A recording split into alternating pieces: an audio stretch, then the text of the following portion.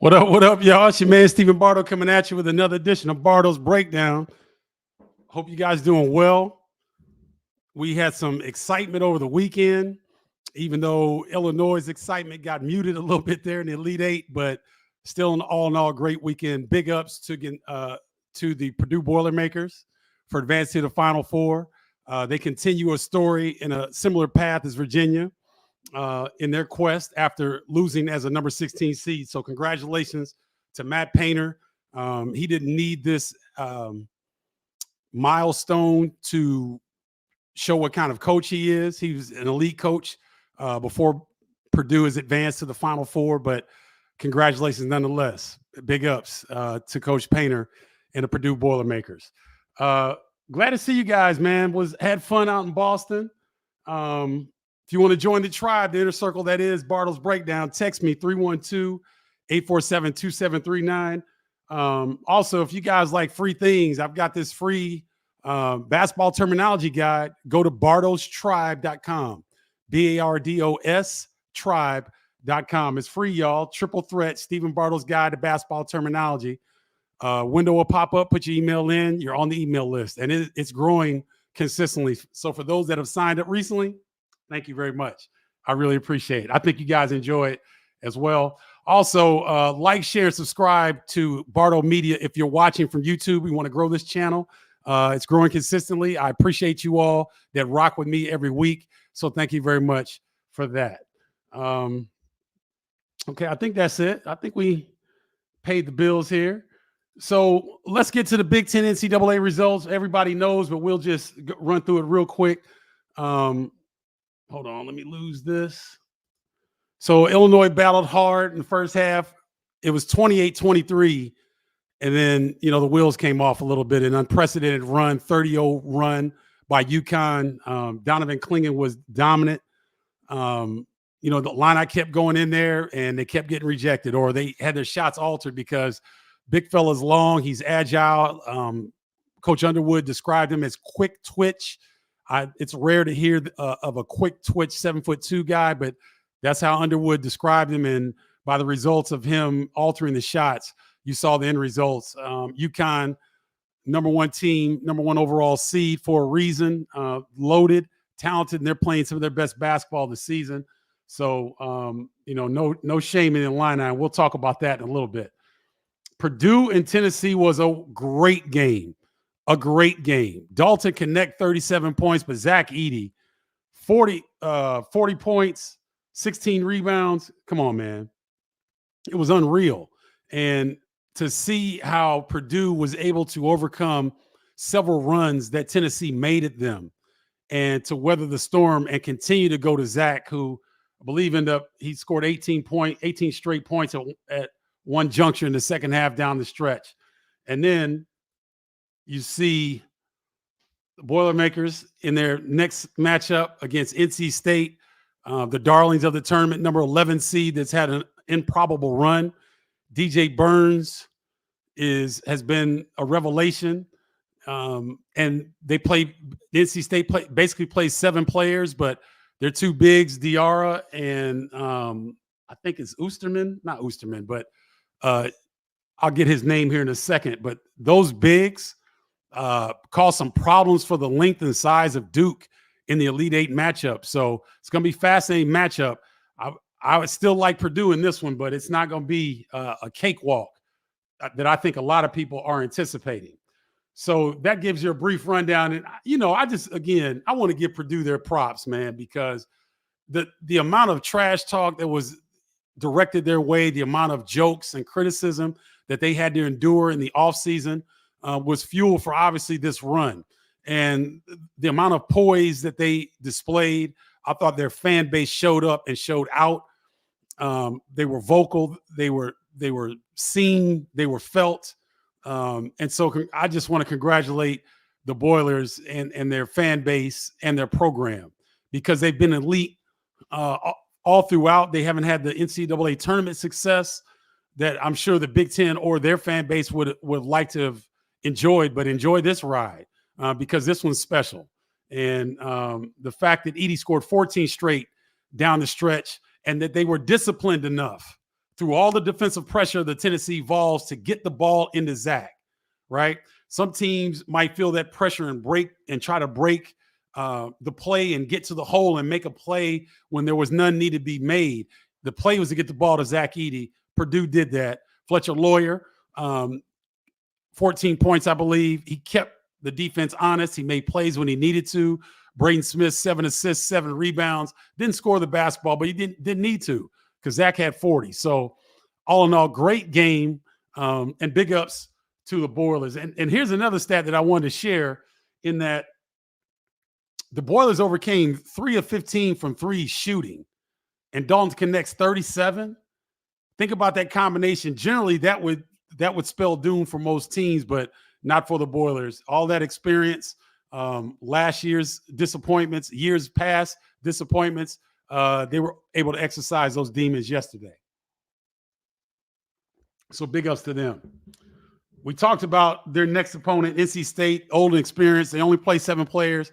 4 of them average double figures. DJ Burns, DJ Horn, really good inside-out combination. You guys might remember DJ Horn was at Illinois State previously. So DR and Middleton is the big that I was referring to. That gives them nice size up front. And it has allowed them to find their roles, to embrace their roles, and on a Cinderella ride all the way to Phoenix. All right. So I want to talk about the Illini and get a little season recap. It was a tremendous run, guys. This was a special team. This was a special year. I know that the ending wasn't what people wanted to see, nor did I, but it doesn't negate the type of season that they had. It was fun to watch. I started to pick up a lot more of their games in the second half of the season, so I started to see them start to evolve into the juggernaut that they turned into, and it was really fun to watch. You know, a run to the Elite Eight, Big Ten champions. You know, Terrence Shannon up until Yukon was on a historic tournament run. I mean, we hadn't seen anything like that in anybody in the Illini jersey. So it was, you know, to see the fan base turn out the way they did in Omaha. I was fortunate enough to be on the first and second round of the games with Kevin Kugler on Westwood One Radio. And to see the fan base, how they took over the Marriott Hotel there in Omaha down the street from the arena was fun to watch. It was fun to kind of be around. And it was the main reason why, you know, I wasn't working, quote unquote, in Boston, but I wanted to be there. I wanted to go on the ride. It's a special team. They'll go down as a special team. And it was a lot of fun for me because I'd never really done that. In 2005, when the Fighting Illini made the national championship game, I was on the call for that. I was calling radio. Now I act like I wasn't working because Kendall Gill, PJ Bowman, Ryan Baker were all there. And, you know, we kicked it pretty hard, but, you know, I was still professional about it. But I really wasn't able to go, as I didn't have any work responsibilities in Boston. It was good. Went to Hurricanes, this sports bar that the Boston Illini chapter put on. Really nice event. Josh Whitman was there, so he said a few words. I said a few words after him. Got a chance to talk to a lot of people and met some people who were Bardo's breakdown members. So to those of you that I met in Boston, it was a pleasure meeting you, a pleasure talking to you, and thank you for your support of Bardo's breakdown. It means more than you really know, so thank you. But it was great, man, to be, you know, I'm able to walk around the team. I get to, you know, hug Quincy and Marcus and Luke, AJ, Max Williams, all those guys, man. It was just fun to be around. So I'll always remember it. And I was in a pickle or a dilemma because I haven't seen my parents all season, and I don't like going that long without seeing my family. So we had already decided we were going to Carbondale for the Final Four. If Illinois made the Final Four, though, I was going to have a tough decision. I ain't going to lie, because this was a great team to follow, to be around. I got a chance to spend some time with Coach Underwood behind the scenes and, you know, talk about stuff other than basketball, some not. It was great. To be able to meet the parents of the players, that was a really fun part as well. To meet Marcus Domask's parents and family, at the Hurricanes sports bar. I wish it was in a different venue so I could have talked to them a little bit longer, but I wanted to tell them thank you for being a part of the Illini Nation. They've loved the experience. And so those enriching experiences, when you get a chance to meet the players' parents and their family members, me and Terrence, Shannon's dad, who played in my camp, I had a pro exposure basketball camp while I was still playing professionally. Towards the end of my career, is one of my business ventures. Terrence's dad played in that. And he reminded me of that. So I got a chance to meet Terrence's younger brother and get a chance to chop it up with him. That was great. I met Dane Danger's mom and sister in Omaha at the airport. I met Harmon's father came up and spoke. I want to say his first name is Jerome. But he came up and said some really good things to me and nice things that, warmed my heart, and he appreciated my work. And so when you're around other people who have a common goal around a sporting event, and that's why they call it Elite Eight, because there's only 8 other programs in the country that make it that far. So it was a special time. I loved it. Thank you to the Fighting Illini team this year and the coaching staff for letting me tag along and get some behind the scenes access. It was great. So I loved it. And I want to talk about the addition of Marcus Domask. I don't want people to let this go, maybe not mentioned, but I wanted to mention this, that Illini Nation, you should have a lot of what's the phrase I'm looking for? I think you've seen in the last couple cycles of players that have come to Champaign that Coach Underwood and his staff know what they're doing in terms of looking at talent. And we're going to get into some of the talent that will be coming to Champaign here pretty soon. But I think that, Marcus Domask is a great example of Underwood and his staff understanding the culture first, because this team had a special culture. You don't even get to the Sweet 16 level without a special culture.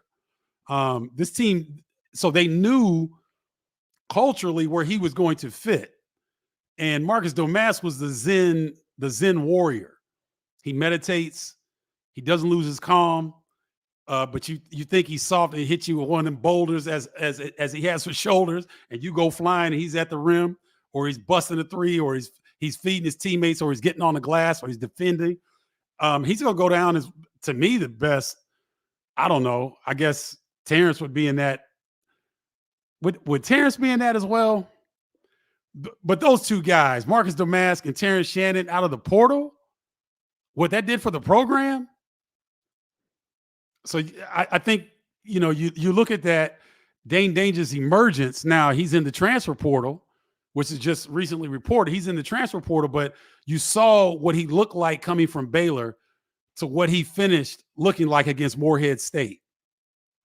That was a transformation that young man gets credit for, as does the staff, Fletcher, strength and conditioning coach, the Illinois staff. They have to get credit for that as well, for that young man's maturation of his body, his mind, and his basketball skill set.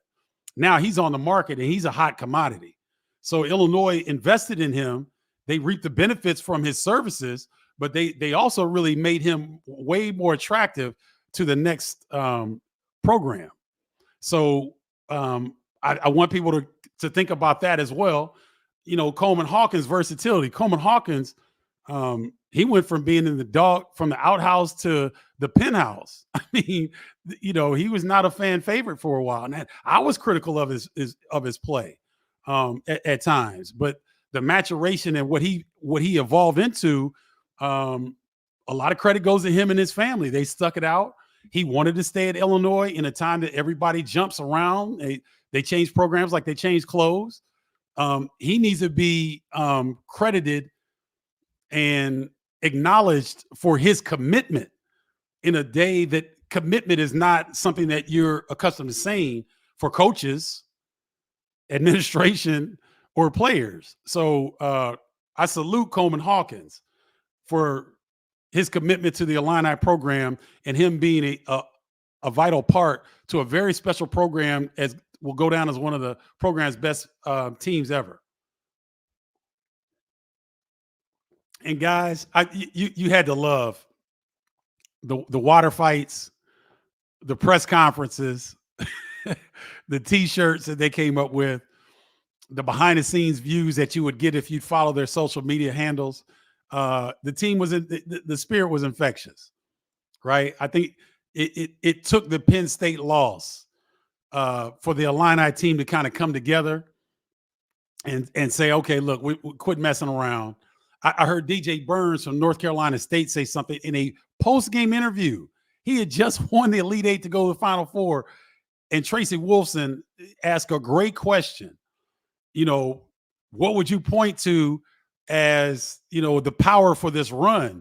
And he says, you know what? There was a point in the season where guys stopped coming late to things. They started showing up. We started having fun. We started committing to one another. It was very simple what he said, but it was very profound. I've never heard a player be that profound in that moment. That's kind of what happened to Illinois after their Penn State loss. They were so embarrassed. You lose a 7-point lead with 40 seconds left, and you had the ball, and that was embarrassing.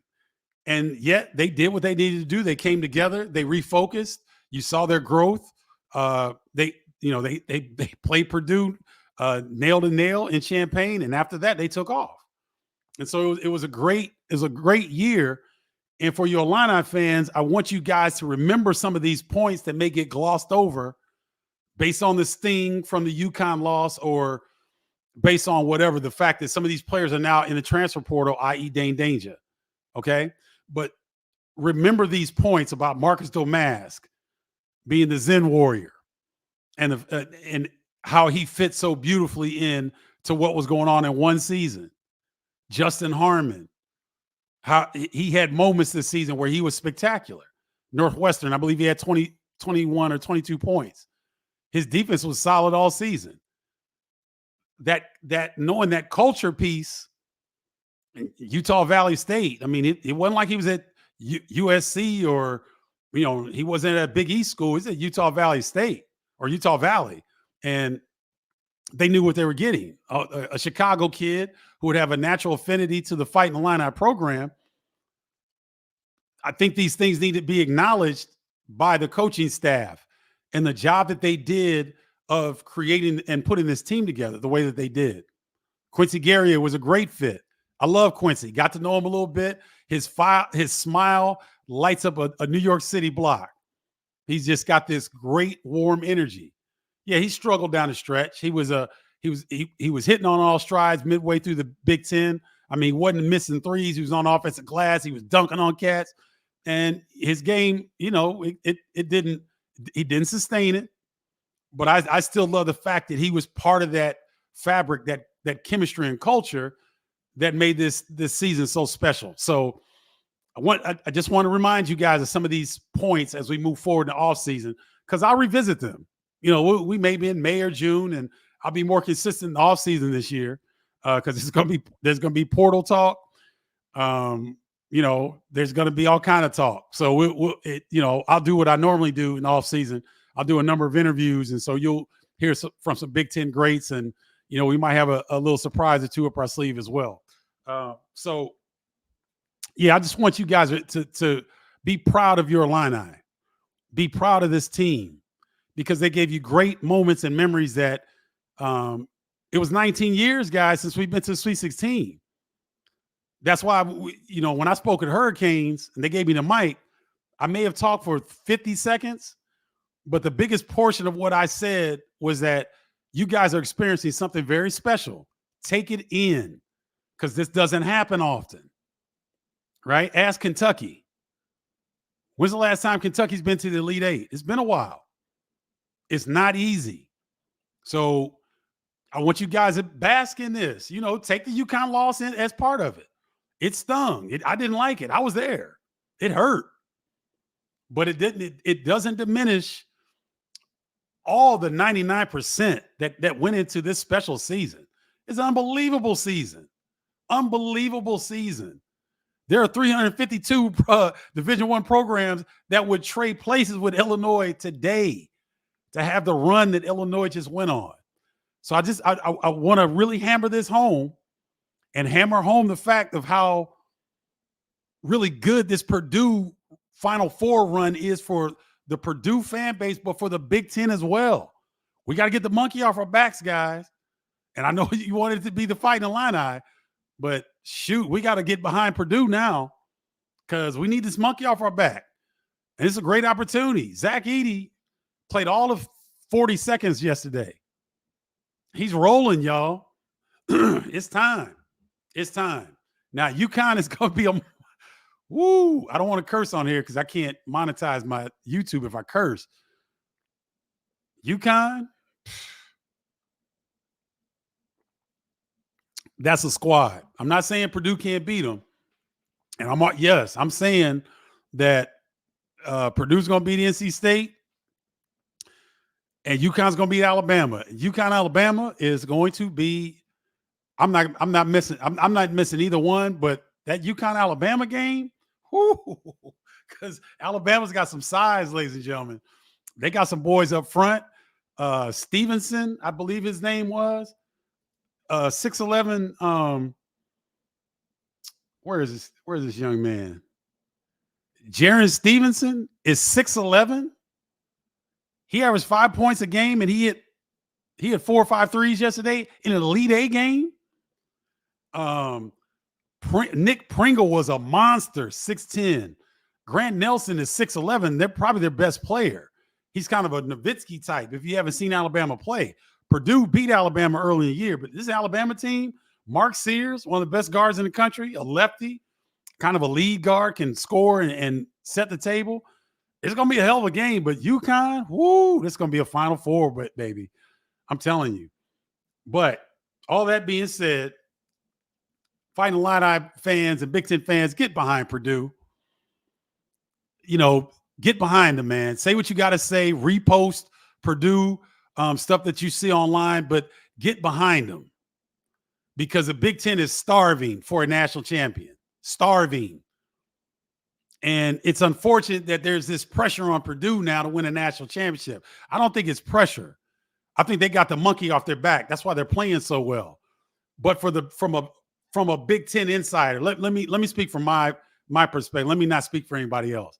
From my perspective, I'm putting pressure on Purdue because I'm sick and tired of this narrative that the Big Ten is whatever it is because they haven't won a national championship. We need to get over that. So Purdue, come on now. Let's go. Let's go. Let's do this. All right. I'm going to talk about some portal news and some things that I'm hearing in particular about the Illinois program, and then I'll get to your questions because, I got a lot of questions. Glad to see you guys are locked and loaded. So we got a little bit of portal news and rumors, but these are facts. Illinois' Dane Danger enters the portal, so I can't blame him. And here's the thing. I hope that players have the opportunity to come back to their original school once they go into the portal. I hope they do. I'm ashamed to say I'm not exactly clear. I should be, but I'm not. But to me, every player in college basketball that comes off of a good season, you need to go in the portal. How else are you going to set your market? This is economics. That's it. It's got nothing to do with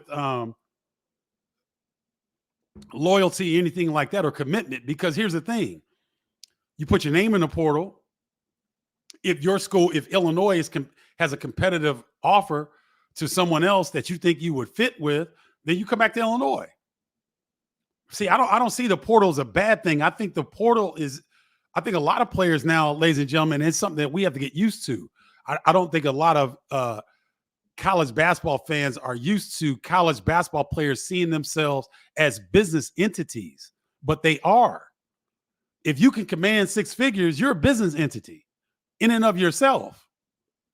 So if you look at it from a business entity standpoint, if Illinois offers Dane a smaller bump in NIL money from whatever he was getting based on his improvement, And then he's okay with that and he takes it, but then he learns that he could have gotten $200,000 to $300,000 more someplace else, or $150,000 more someplace else. You guys know the time and the compounding nature of money, that if you're in your 20s, you're in your early 20s and you get a 6-figure bump, you know what that could do for you down the line financially if handled properly.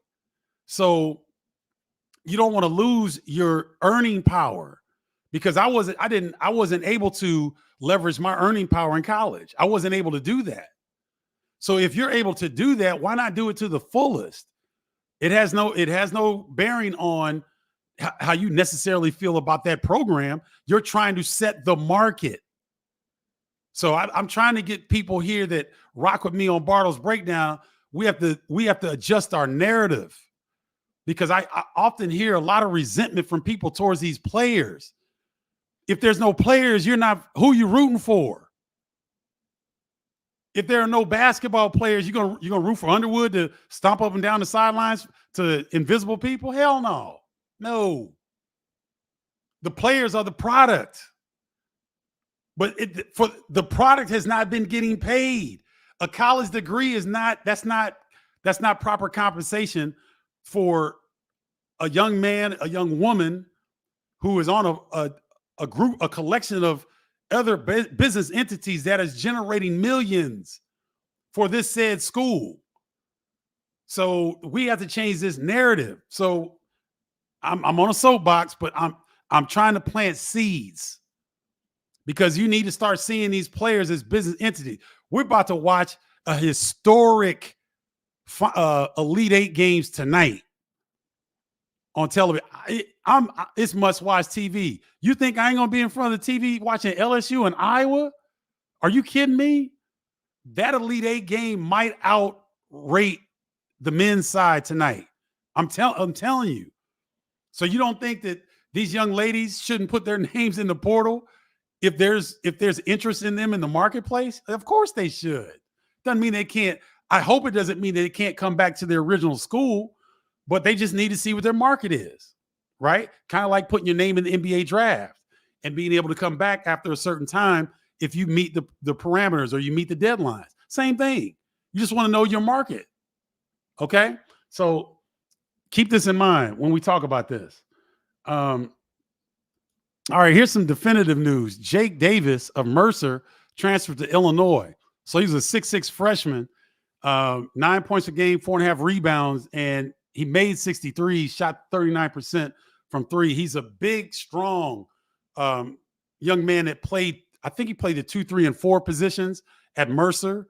So think maybe a smaller Riley Minix. You remember the really talented kind of 6'7", 6'7.5" forward that was hitting threes and was really strong, was getting downhill on Illinois. He did that to everybody this year, by the way. It wasn't just Illinois. He did that to everybody. Think maybe this kid maybe not have as much game, but think of a kid that size that could be physical, but he can shoot the three and he can do some different things. That's kind of what I think Jake Davis is. I haven't seen the footage on him yet, but he's transferring to Illinois. He's from Mercer. And so he joins Marez Johnson, top 30 power forward out of the Chicagoland area. Very powerful young man. Jace Butler, I haven't seen a whole lot of him at point guard. And Jason Jaxtis, I believe is how you pronounce his name. He's a 6'11" center, ladies and gentlemen. So he's kind of a stretch 5, very comfortable shooting the three. He can put it on the deck a little bit. He's got to get stronger. But he's a skilled big at 6'11".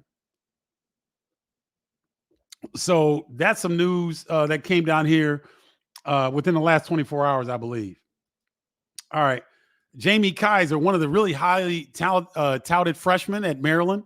Young man that could really struggle shooting a three. He was known as a three-point shooter. Played, I think he was a high school quarterback, so he's a kind of a stocky kid, but really never seemed to adjust defensively. He started to shoot the ball a lot better down the stretch this season. He showed promise, but he put his name in the portal, so he enters the portal. So he will be if he can find his consistency from three-point land, he would be a highly, highly sought-after guy because he showed improvement through his freshman year but just didn't shoot the ball well enough, and he wasn't good enough defensively to where he was going to be able to stay on the floor for Kevin Willard. Because as you guys know, Kevin Willard, if you can't defend, you can't get on the floor for him. He's defense is one of the things that he teaches really, really well. And I thought Kaiser just kind of struggled to figure his way out on that end of the floor. I'm just changing my heating settings in my house because it's a little warm in here. Scotty Middleton, little long, like a baby reindeer looking dude, like all limbs. Talented young man, very good defender. Puts his name in the transfer portal. I was hoping that he would stay with that group because I thought they showed a lot of promise under Jake Diebler down the stretch. I believe they got they make a quarterfinal run in the NIT, I believe it was. They lost to Georgia, but played Illinois tough in the Big Ten tournament, played well down the stretch, got a home win against Purdue, I believe, when Purdue was number 1 in the country. So there were a lot of good things that Ohio State was putting together. And Scotty Middleton was one of them. And so maybe he wanted starters minutes. I'm not sure, but he's in the transfer portal as well. Terrace Reed and Doug McDaniel have both been in the transfer portal, and they are visiting Kansas State. Kansas State, one of the more aggressive teams that I've seen early on of getting players to come and visit. If you guys want to follow on3.com is the portal transfer site that I go to. Sam Gillenwater and others do a really good job of keeping you up to date. They also give you their X tags so you can follow them and all that. So that's where I'm getting a lot of my information. And so Terrace Reed and both Doug McDaniel, formerly of Michigan, visiting Kansas State. Bowen Hardman, another guard from Ohio State, enters the portal. I can understand that. He, long-range shooter. I think he was injured early and then never really found a consistent footing. I remember he got thrown in at Nebraska when Ohio State lost at Nebraska. He came in and hit like 2 or 3 threes, kind of unexpectedly off the bench because I believe Roddy Gale Jr. was in foul trouble. So he enters the portal. I'm kind of sad to see this one. Braden Carrington of Minnesota enters the portal. I really like this young man. I got to know him a little bit. He acknowledged his mental health struggles. He took some time off. I got a chance to meet his mom, a tight-knit family. Minnesota head coach Ben Johnson raves about this young man and his family, the character. And so, when you see high character young people like that, I hate to see him go. I hope that, he can get to a place where he's happy and content. But I'm kind of sad to see him go. Big defensive guard. When he's confident, he can shoot the three. So I'm sorry to see him go. Let's see. Oh, here are some of the rumors that I've seen for the Illini in the portal. And all these are guards. So Marcus Hill's a point guard at Bowling Green. I really wasn't familiar with him, but he's a 6'4", 185-pound. What is he? They don't say his year. They don't list his year, but he's he was all MAC first team this year. He's from Rockford, Illinois. Now you're going to notice a trend. Remember that, Rockford, Illinois. Okay. So he had a season high of 35 against Eastern Michigan. I mean, 18, 26, 29, 30, 33 versus Lipscomb, 26 versus Canisius, 29 versus Kansas City, 35 against Eastern Michigan, 28 against Western Michigan, 28 at Ball State, 27 against Buffalo, 31 against Toledo. I think Toledo won the MAC. 24 against Ball State, 26 against Purdue Fort Wayne. I mean, this guy can really score at 6'4", 185. So he's kind of a combo guard that I think that Brad Underwood covets. Dante Maddox Jr. is another MAC guard. Another Toledo guard. You guys remember RJ Dennis, who was really heavily sought after by the Illini, ended up going to Baylor, having a good season. Well, this is another kind of power guard. He averaged 15 a game, roughly 4.5 rebounds and 2.8 assists. So he's a guy that can get downhill. I know Michigan's high on him as well. And so it's going to be interesting to see the decision that he makes. But Illinois is in on him. And then Kylan Boswell, the point guard at Arizona, is going to be interesting. 6'2", 200-pound point guard for Arizona, had a really good season. Champaign, Illinois native. So it could be something there that, you're looking for another point guard to go along with Moretti, and the Jace Butler is believe his name. Yes, Jace Butler, the freshman that's coming in at the point guard position. You kind of wonder if Brad Underwood wouldn't love a young man that's played with Caleb Love, played with Ballo up front. He's played with pros. I think he played with Kirk Krissa last season when he was a freshman. Kirk Krissa was there at Arizona before he tried to transfer to West Virginia. Could be interesting. And I got this information from the Illini Inquirer. Jeremy Werner was on with Derek Piper, and they do a fantastic job. So this is where I got a lot of this information. So if you guys, you want to support them, go to Illini Inquirer on YouTube. They do a fantastic job. So, okay, that's all I have for the portal and rumors and everything. Let me get to you guys' questions here because it's a lot. And thank you for tuning in, guys. Our numbers continue to grow. So thank you very much. I really, really appreciate it. And again, just to remind you, hold on. Let me put this up. You see on the bottom, you can join the tribe via text 312-847-2739. Get your free copy of the Triple Threat. It's my guide to basketball terminology. It's a fun guide. I've got musical references from hip hop and jazz that I use throughout my broadcast, and so that you'll know kind of what I'm talking about. if you're not hip hop or jazz enthusiast, it's fun, it's free, and you automatically get join the email list as a result. So that's also growing quite nicely, as is Bardo's Breakdown group on Facebook. You can join there as well, so you can see that. So a lot of ways to join. I just want to make it comfortable and easy for all of you because I appreciate each and every one of you. All right. Let's see. Great time in Boston. I think this might be Laura Fox. This is my young lady I grew up with in the same neighborhood. We went to high school together. We went to Illinois together. Once they got to Boston, she made a special trip out there. And we didn't get it. We were texting each other, but we kept missing each other. So I think that's Laura. So yes, it was a great time in Boston. Can anyone touch Yukon? Craig, I think Purdue can, but that might be it. Because oh my goodness, they are really, really talented. And guys, their backcourt, Tristan Newman had been dominant. He didn't do much. Stephon Cancel, projected lottery pick. He didn't do much. Cam Spencer did well, but he wasn't his just dagger self. He didn't shoot the ball great. Alex Caravan played pretty good, but he wasn't dominant. Donovan Clingan was dominant. And Diarra, the backup point guard, he was killing. I mean, they've got depth. They got dudes. They got guys go get their own shot. They're playing for one another. I don't know, Craig. They're really, to see them up close, I knew they were big, but they're big, they're physical, they're fast, and they're very well coached. They're very, very, very well coached. Very well coached.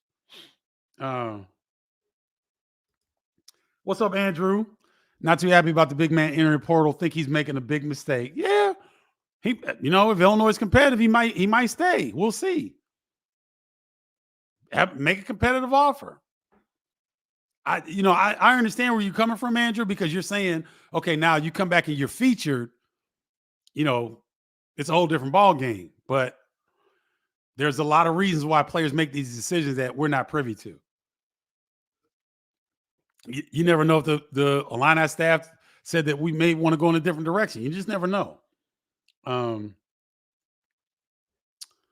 Snap on 29. I think this is your first time at Bardo's Breakdown. If it is, welcome. What's your take on the lack of in-game adjustments offensively to the first timeout in the second half when the score was 35-23 and getting out of control? Poor game plan or on the players? I don't think it was a poor game plan, Snap on 29. I think you got to tip your hat to Yukon. Think about it. If you're Brad Underwood and you've got Terrence Shannon Jr., 6'7", 225. You got Marcus Domask, 6'6", 225. You've got Quincy Guerrier, 6'7", 6'8", 225, 230.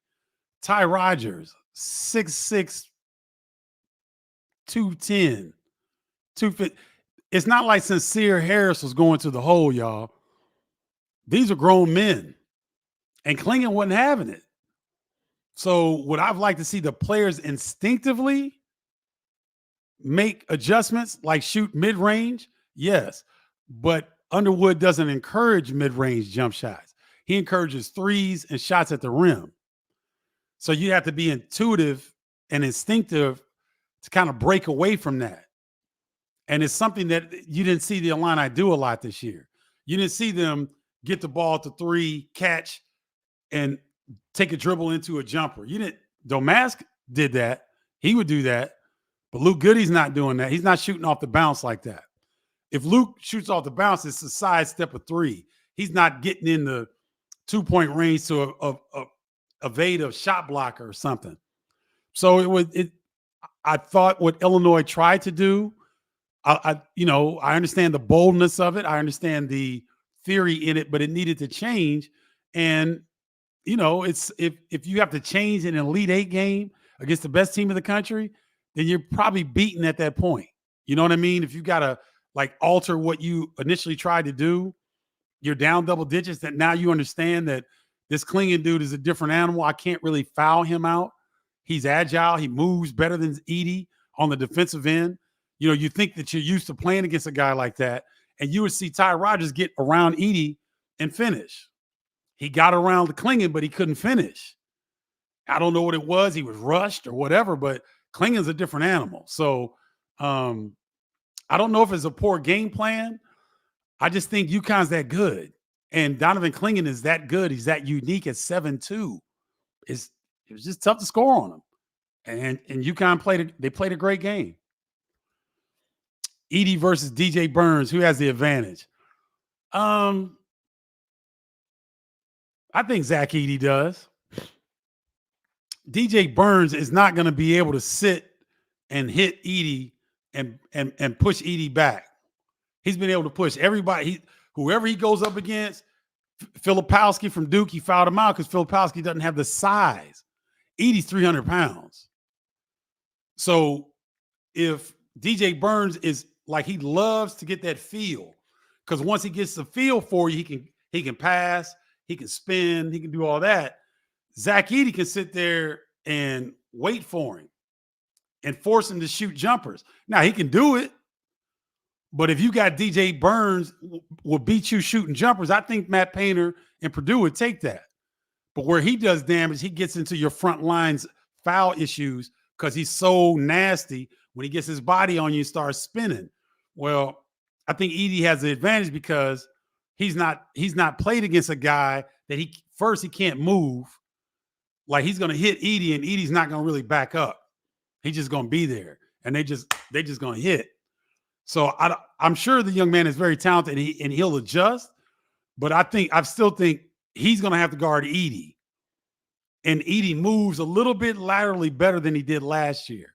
So if DJ Burns thinks he's just going to lay on him, and Burns got great hands, got quick hands, but Edey's a different animal. So I think Edey will have the advantage there.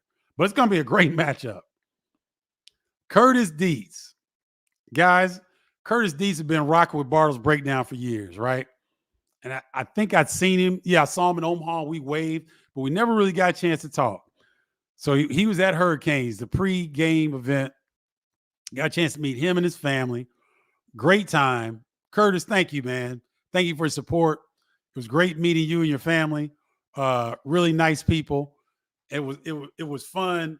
Guys, think about how much fun I have. I'm an old school alum with this platform that a lot of Illini people really help build and grace the presence of it. You give me your time and you share your thoughts, and we have these really good discussions. And I think you like the content because you keep coming back.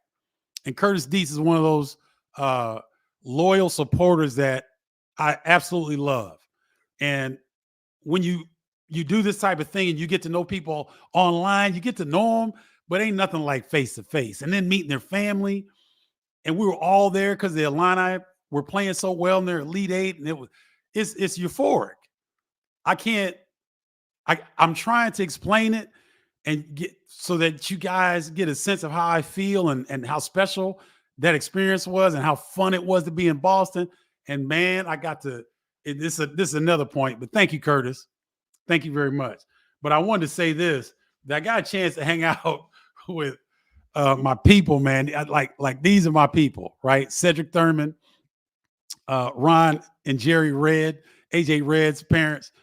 These are my friends and my neighbors. We all live in the same neighborhood, hang out. And they were in Boston, so we went to brunch together. Then we met up at Hurricanes before the game, and it's amazing because Ron and Jerry's son, AJ's a walk-on, and a wonderful young man, just pleasant,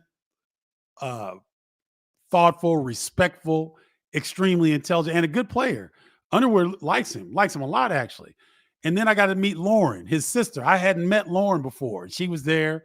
So I got a chance to meet her and spend some time with her and hear about some of her career aspirations and whatnot. So those type of experiences, man, are just like when Curtis had his family there and I got a chance to meet them.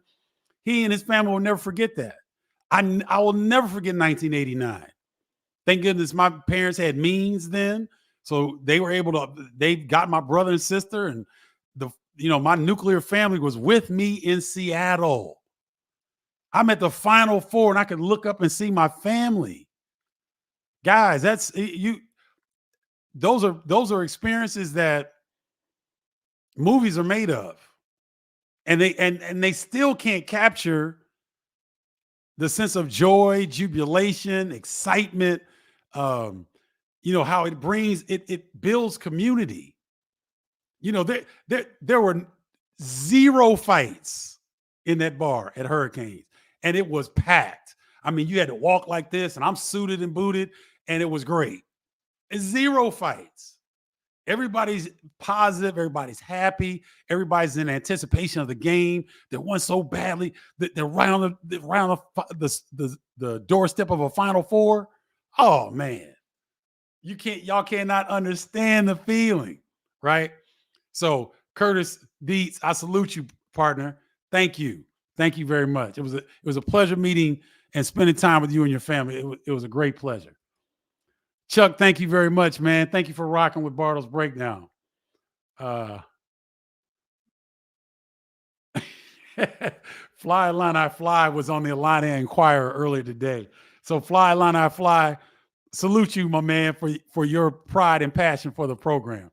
I know it's stupid to say bad draw when you get the Elite Eight, but come on. Getting Yukon was bad luck. Best team this century, in my opinion, if they win the Natty. They will certainly be close, but you know what? Fly, Illini Fly. You play them in the Elite Eight, you play them in the Final Four, you play them in the National Championship. You got to play the best to beat the best. It's not like they were going to be any worse in the Final Four or the National Championship.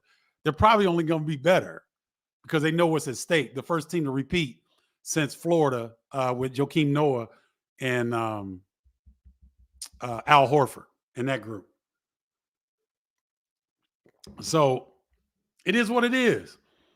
That's the beauty of college basketball and March Madness. That was okay. Thank you for tying this in, CDNIU. I didn't mention this in the portal situation, but AJ Storr is from Rockford, Illinois.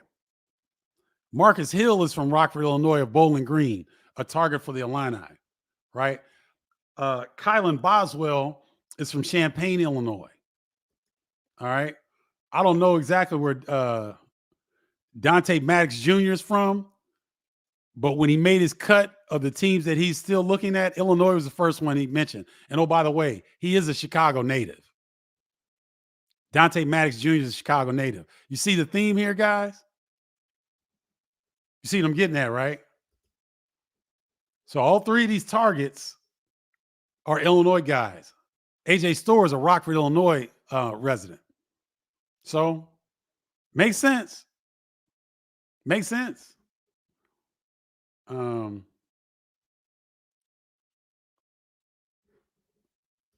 He said, who was the tall guy you were talking to at Hurricanes a few times? He had to have been a player in the past, but I didn't recognize him. There might have been, there were several of them. Deion Thomas was one. Terrence Shannon Sr. was two. Marcus Damas' dad was three.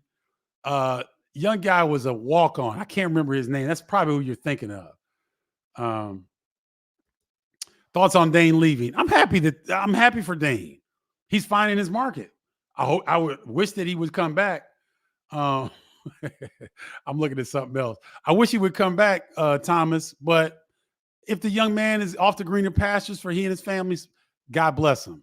Congratulations, because you gave Illinois he gave a great contribution to the program with his presence, his fun nature, and his talent. He's very talented. And I think the reason people aren't liking this move is because they want him to come back. So, that's the nature of this business now, ladies and gentlemen. That's why you got to enjoy them while they're here, because it's a fast-moving business now. Stan Van Gundy wasn't that bad. Come on now. He wasn't that bad. Listen, Stan Van Gundy's a heck of a lot better than the other NBA people that they bring in to cover college basketball. I know that. At least he does his research. I'm just saying. Because there's some NBA people that they bring in to do the tournament that do zero research and have to align everything with NBA and then bring it back to college. This ain't NBA, this is college. And Stan Van Gundy, I thought, to me, did his research. And I respect that. I respect that. Because a whole lot of other folk, I ain't naming names, but just saying.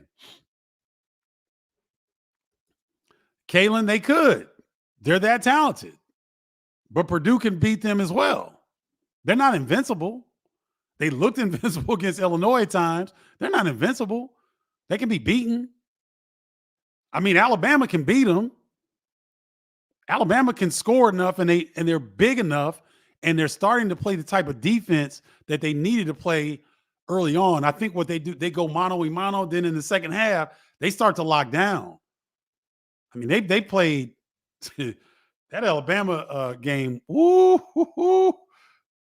Alabama Clemson. That was not for the weak of heart. That was not for the faint of heart. So Alabama showed that they could be physical, because Clemson, next to Yukon, was probably the most physical team left in the tournament. Physical. Well, Purdue's physical too, but right there with Purdue, in terms of being physical.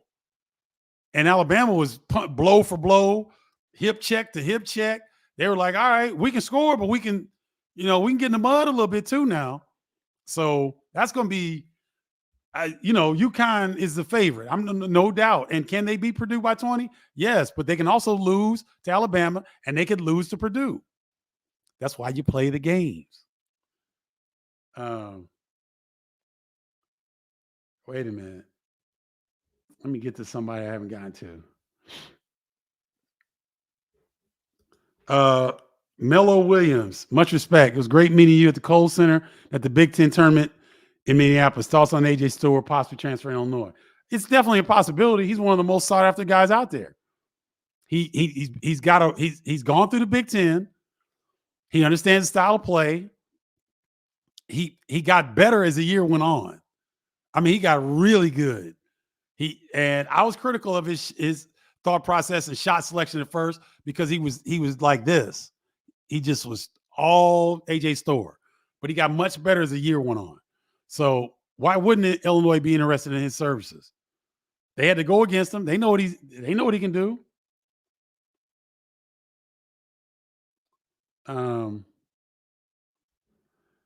Guys, you can criticize coaching moves all day long.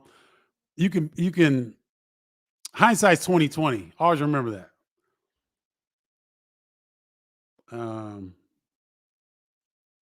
Let's see. You got your account back. I think Yukon will repeat. Artez, Craig, that's a good bet right there. That's certainly a good bet because they're dominant. Curtis Dietz, where do you rank this team in Illinois history? I have them behind. Yeah, I put them in the top 5. I mean, just think about it. 2005 is the most accomplished team in the 89 is the best team. 2005 is most accomplished because they got to the national championship game. So we got to look at the teams that got to the Elite 8 and compare them with those teams, right? But they're definitely top 5. Definitely top 5. They might be top 3, but I don't want to say that because I got to go back and look at the research. But no one on that 84 team had a Terrence Shannon Jr. That was a squad, but they didn't have a Terrence Shannon Jr. Oh, okay, Leon. Pleasure meeting you as well. Oh, good at one of the Illinois home games. That's what's up. Chef Brian X, what's good, brother? Good to see you. Hope you're doing well. Hope you're still in that newlyweds phase. You know what I mean? Hope it's going well.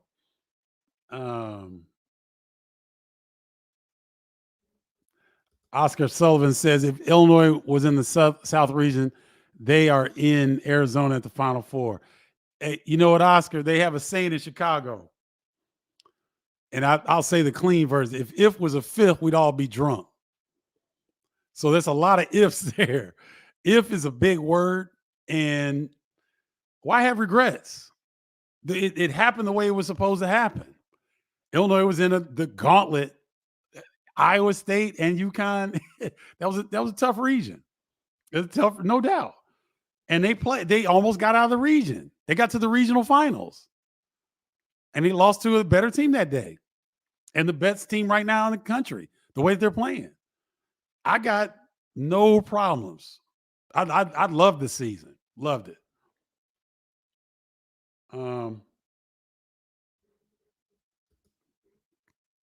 I'd be surprised if they don't win at all. They have shown me everything this year. I agree. I like their chances. Now, I wouldn't be surprised if UConn won. But I like Purdue's chances, and I picked them to win the national championship. I picked Purdue from the start, guys. You can go back and, it's on video. You can go back and see. I picked them to win the national championship for a reason. Not that I didn't have respect for UConn. I just thought it was their year. So I'm seeing the same thing. Fly, Illini, fly. Thank you, Marcus. I appreciate that, man. And I'd love some feedback in the offseason for what you guys want to see. I thought the interviews last season did very well. I'm going to do those, but I've got an idea to combine some things. So we'll see if I can pull it off. It'd be dope if I could.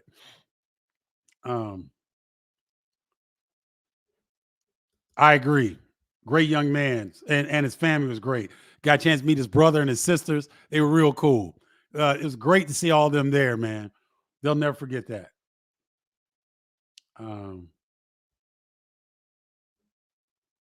Let's see.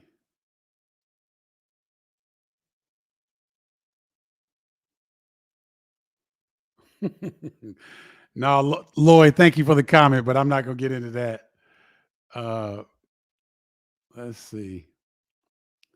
See, that was booty ball. Yeah, definitely booty ball. Oh, certain people are having their own conversation here, so I'm moving forward to people that actually have a question for me. Sad I wasn't able to make it there. Oh, okay. Sad I wasn't able to make it to Hurricanes. Travel from New Mexico was a mess, so I got my seat right at tip off. Wow. Now that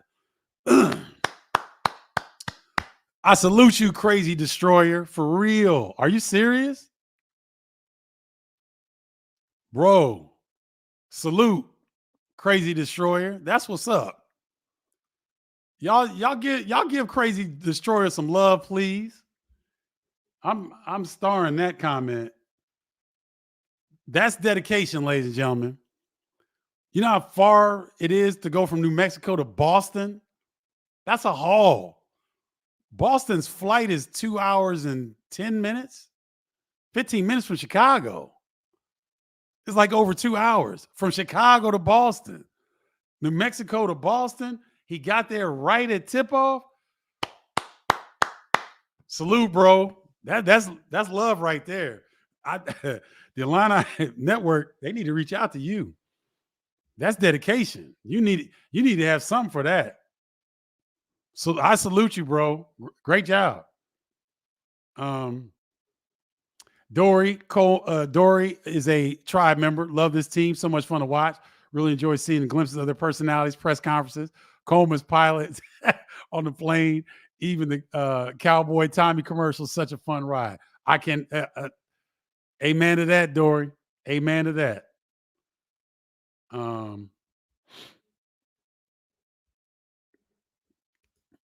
It was an incredible year. May not see it for the no. As long as Josh Whitman and Brad Underwood get along and he can be compensated properly, I hope that because that's the only reason that we would have that kind of drought is if they went away from Brad Underwood. He's far too competitive. He does a great job of pulling in talent, getting that talent to buy in. It won't be 19 years. As long as Underwood is there for now, it won't be 19 years. I don't think so.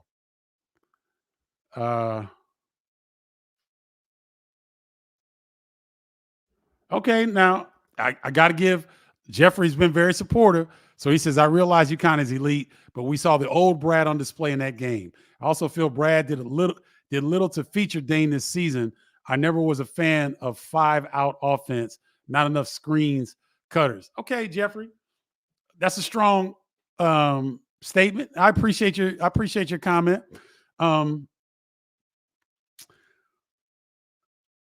If you were to see an adjustment, I have a feeling, Jeffrey, you're referring to the Illini continue to take it in to Donovan Clingan, and you're hearing the announcers, the fact they kept harping on it. I think that's what you may be referring to. So if the Illini are to change, I said this a little bit earlier in the show, if the Illini are to change their approach, you're asking them to do something that they haven't done all season. You haven't seen the Illini catch at the three, not take the three because there's an open lane. Take the open lane and the big fella shifts and go to a pull-up jumper. That wasn't their game. Terrence didn't have a pull-up jumper game. Quincy Guerrier doesn't have a pull-up jumper game. Ty Rodgers has the floater. He was the one that utilized the floater maybe the most. But he had a floater that he would use, but I didn't think he used it enough. Right? But they're not encouraged to take that shot. Brad Underwood doesn't encourage, he wants 3-point shots or rim shots. So they don't work on a lot of mid-range stuff. So if you're going to make an adjustment like that, you're asking your team to do something that they've not done all season. That's where I'm thinking that's where you're going without actually knowing for sure where you're going, right? Also, Jerry Hester made some great points. Former Illini great, former radio announcer for the Illini, made some great points about how well UConn scouted Illinois.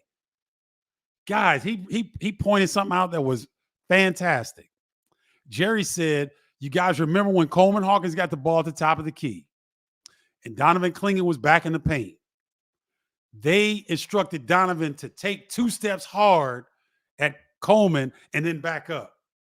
If you go back and watch the game, when Coleman would catch and he went into his shot, Clingan made 2 steps hard and he'd hit the brakes and he'd back up. And then Coleman would hesitate and he'd miss. He'd catch and hesitate, then he'd miss.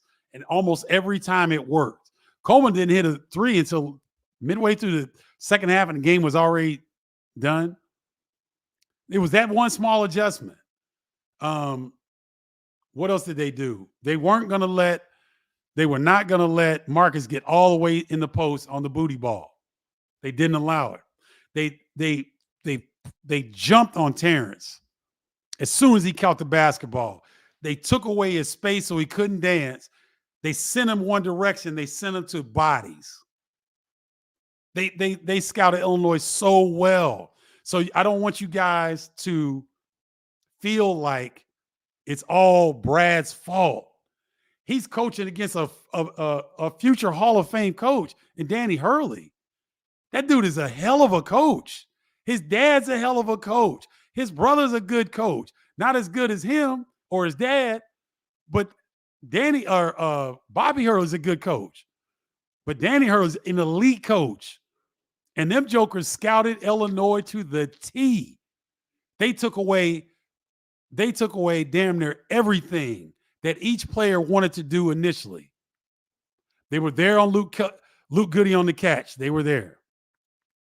When Terrence wanted to put it on the floor, like I said, they would close the space. They get kneecap to kneecap, force him one direction, keep him one direction, and bring bodies. Right? Dane gets in the game. Donovan just playing straight up defense, waiting for him to make a move. Right? I told you what he did to Coleman Hawkins. Then he was at the rim blocking everything or changing everything. It was a great game plan from Yukon. That's what I don't want you guys to. You guys want to criticize your own coach too much, in my opinion, and not look at how good Yukon really is, how good Danny Hurley is, and the fact that he and his staff did a fantastic job of scouting Illinois.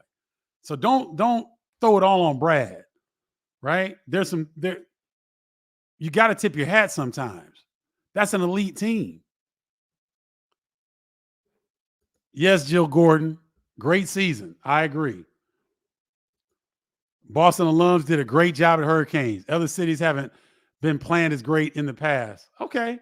Well, now we got a bar to set, Curtis. Well said.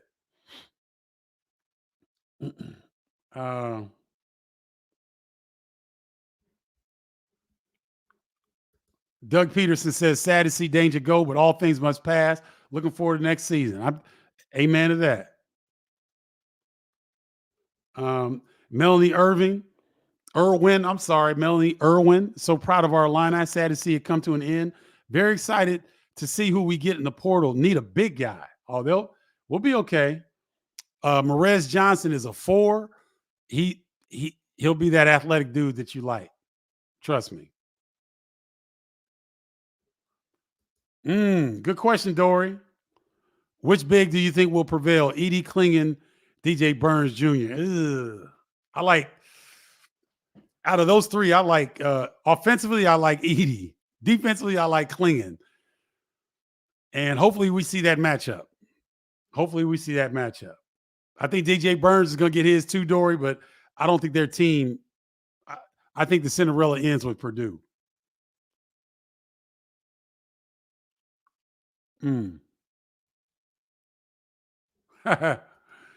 Thomas Brooks, 19 years ago, I was at Rosemont watching Illini defeat Arizona.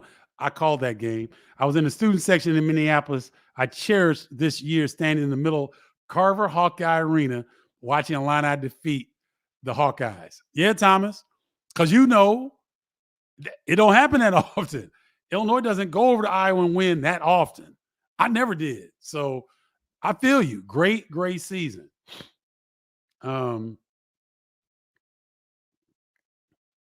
Let's see.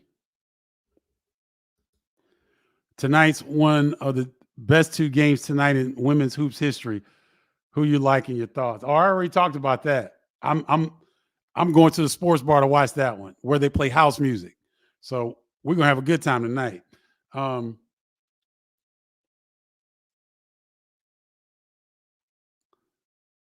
Okay. You guys, a lot of you guys are saying the same thing. You're talking about AJ Storr coming to Illinois. Folks are talking about Bama. Let me see. All right. Soda P. Kino. I don't know if this is your first time. He says the combo guard He's talking about Dante Maddox Jr. He thinks he's transferring to Illinois. Okay. I want to remind you guys now, you remember Jeremiah Williams, that was a revelation for Rutgers. He was at Illinois first. And the situation that took place with his involvement with the gambling when he was at Iowa State didn't allow Illinois to keep him, but Rutgers took him, and he really played well down the stretch. Illinois and Brad Underwood, they have an eye for these combo big guards. They really do.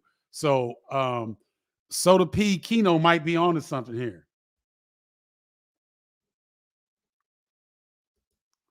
I'm rooting for a good game, Oscar, to be honest. Yeah, I'm rooting for Iowa. I'm always rooting for Big Ten, but I like LSU. I like the little controversy. I love Angel Reese.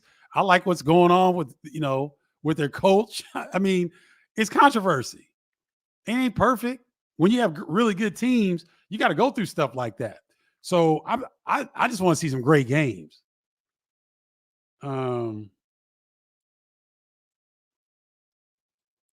Okay, Fly Line Flies mentioning the people that we talked about here. Okay, Robert Mitchell, brother that I know very well, went to college with.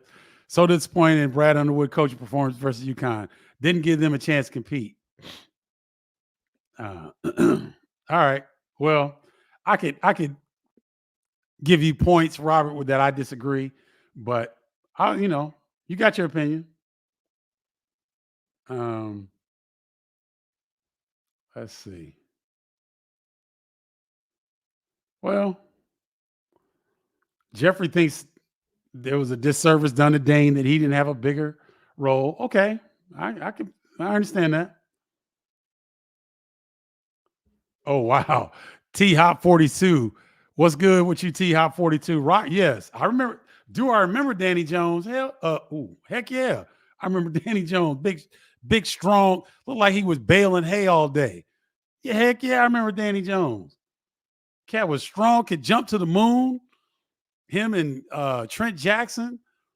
They had another kid, the big under like a guy that could Sims. What was Sims' first name? He was tough. Wisconsin had some dogs. Kurt Portman. Yeah. I remember Danny Jones. And yes, Rockford has always had talent.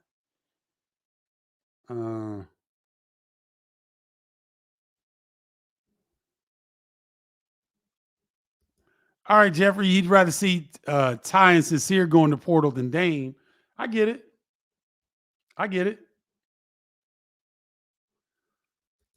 M. Bratz, come on now. M. Bratz, come on now. Illini need an assistant coach who can tell Brad that plan A ain't working and suggest plan B. You do know that Tyler Underwood is on Brad Underwood's staff, right? You do know that, right? So you do know that Tyler's in Brad's ear all game. And Brad listens to Tyler more than he listens to anybody on that bench. So you do know that he has an assistant that is in his ear. So guys, I don't want you don't trash Brad Underwood. Trust me. There's a lot that goes into these adjustments during the game, and personnel stuff happens that we'll never know about, that the team knows about. Things happen, guys. I don't want you to get sour on Brad Underwood. You wouldn't be in the Elite Eight without him. Trust me. Okay, Dory just saw a post on X, which we can't confirm, but Marcus Hill, the point guard from Bowling Green, she says is expected to transfer to Illinois. So we'll see. We'll get confirmation on that later on this evening, and we'll see.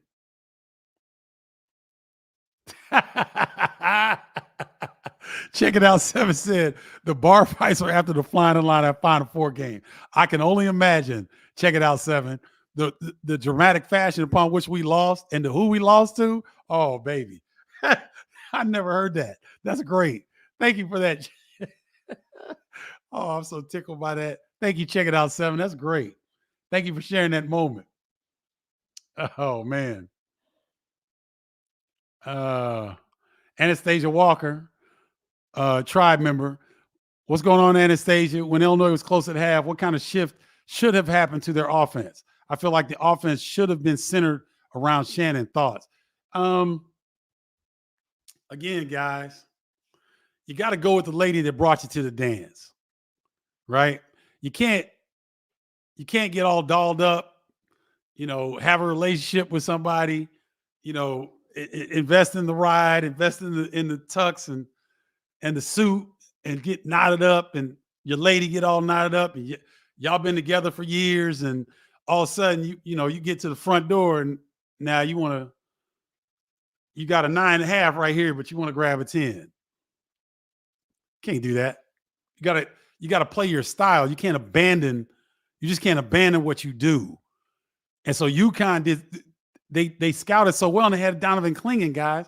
They haven't played nobody's played a 7'2" defensive stalwart like that. Edie is not Donovan Clingan. Clingan is way more quicker. He moves better. Brad Underwood said he's a quick switch jumper. He's got NBA type stuff, guys. So you can adjust. You think that Illinois can make adjustments. You got to tip your hat to UConn. So what I was saying earlier, Anastasia, Illinois was never a team to pull up. They always go to the hole or they shoot threes. It's rare. Dane was one of the few guys who would get a lot of 2-point shots because he was a back to the basket guy.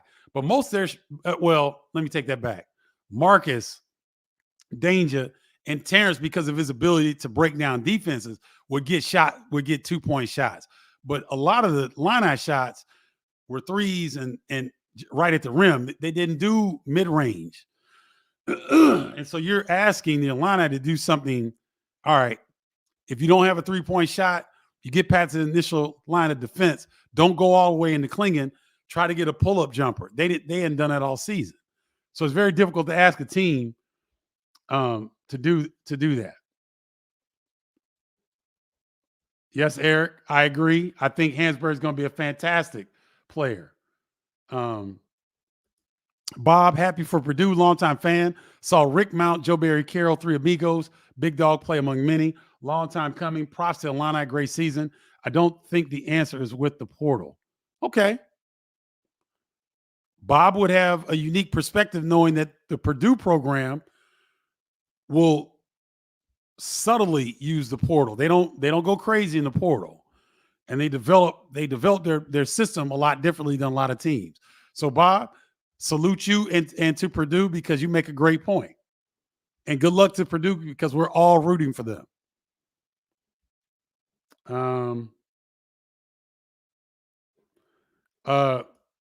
From your lips to the creator, Kyrie Thompson. From your lips to the creator. Boiler up. Who's Johnny? That's right. Boiler up. That's what we got to say now. We might not like it. I like it. And I don't have a problem with it. I'm talking about like diehard Illini fans. Pull for Purdue, man. Pull for the Big Ten squad. I mean, this is a special run. We got to enjoy it. You can enjoy Purdue advancing to the Final Four. I know I did. I was happy as I was happy as heck last night. Oh, my bad. Fly, Illini fly. My bad. I didn't know you were talking about UConn. My bad. Okay. You guys are asking a lot of stuff. Derek Tyshawn Breland, don't throw Underwood under the bus. Love the way he coaches with passion. Me and you both. Oh, okay. This is Phil Kafka. Phil, man, salute, bro. Phil Kafka been rocking with Bardo's Breakdown a long time. Thank you for tuning in, man, and thank you for your dedication to the Illini. That's impressive. And you should be commended for that. Thank you. We need tribe member shirts. That way we can give fellow members high fives. Ooh, CDNIU. All right, should they be polos or should they be t-shirts? Let me know here really quickly because I'm about to tie it up here. But thank you for that suggestion. I've been thinking about that, but the fact that you mentioned it, I'm going to move on that. So should they be polos or should they be t-shirts? Oh, he said long sleeves. Okay. Okay. Makes an excuse, maybe at least. Okay. I feel that. I feel that. All right. So long sleeve. I will definitely look into that. Oh, wow. Okay. A resounding yes. Polo here. Okay. So we're getting polos, we're getting long sleeves. So I'm going to do a little poll on Bardo's Breakdown. Go to the group page, Bardo's Breakdown group. Make sure you're a part of the group page. I'll do a poll there, and we'll see what happens. All right, guys. Thank you so much for tuning in. This was a great show because you guys made it so. Pull for Purdue. We're rocking Boilermakers this week, baby. Purdue to the national championship. Congratulations to Matt Painter, the coaching staff at Purdue, the Purdue Boilermaker team, and the Purdue Boilermaker fan base. You guys deserve it. It's been a great season thus far. Let's keep this thing rolling and bring the chip back to West Lafayette, Indiana. Until next week, I'll holler at y'all later. Peace, y'all.